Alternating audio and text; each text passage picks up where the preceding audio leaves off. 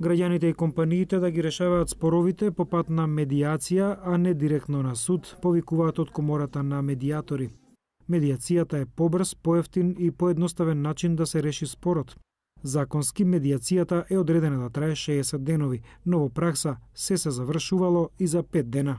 На медиација може да се оди секогаш кога една од страните ќе иницира постапка за медиација, а другата ќе прифати. Значи, тие не мора да почнат да додат во постапка во судска постапка, туку можат веднаш да дојдат во постапка на медиација, доколку спорот е медијабилен.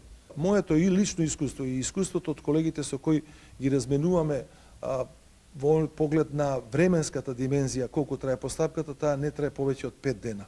Од Институтот за европска политика сметаат дека медиацијата може да ја поправи сликата за судството во земјава од аспект на реформите потребни за европската иднина. Таа и во европските агенди е еден од клучните елементи. Значи, еден од столбовите на кои што се подпираат натамошните реформи во правосудството на ниво на Европа.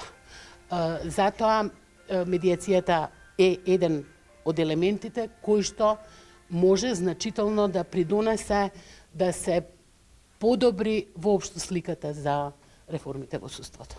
Според податоците од Комората, бројот на предмети решени по пат на медиација бележи раст.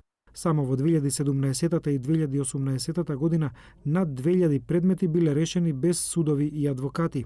Медиаторите функционираат слично како и адвокатите, имаат своја канцеларија и лиценца за работа.